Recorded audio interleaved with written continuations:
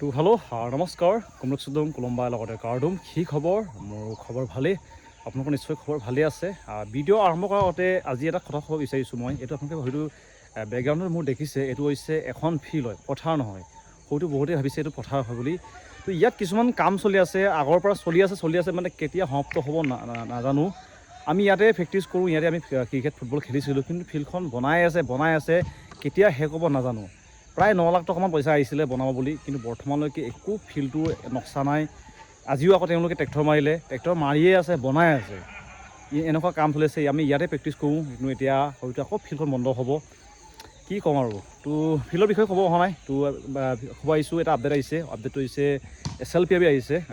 আহিছে কমাণ্ডোসকলৰ কাৰণে যিহেতু অলৰেডি গম পায় হ'লেও জনাই দিম যেন নটিছত কি লিখা আছে কি কেতিয়া আহিব এডমিট কাৰ্ড সকলোখিনি জনাই দিম কামাণ্ডো বেটেলিয়নৰ কাৰণে ভিডিঅ' আৰম্ভ কৰোঁ তো এইটো হৈছে অফিচিয়েল ছাইট অসম পুলিচৰ SLPRB ইয়াতে এখন নটিচ আহিছে নটিচখন ক্লিক কৰি ল'ম আৰু ক্লিক কৰি আমি পঢ়ি চাম কি লিখা আছে তো এইখন হৈছে নটিচখন 164 কামাণ্ডো বেটেলিয়ন ভেকেঞ্চিৰ কাৰণে আৰু আপোনালোকৰ ৰিজাল্ট দিয়া হ'বগৈ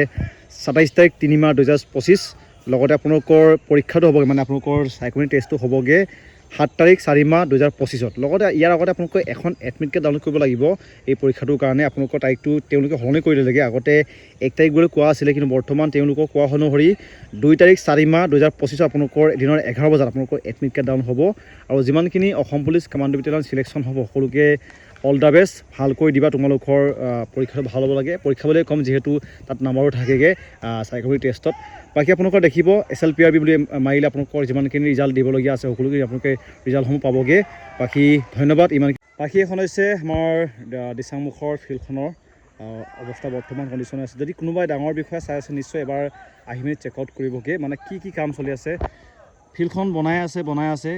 হয়তো এই ভিডিঅ'টো বনোৱাৰ কাৰণে কিছুমানে মোক বেয়া পাব উপায় নাই যিহেতু তেওঁলোকে বেয়া কাম কৰিছে বেয়া কামটো আমি দেখাব লাগিব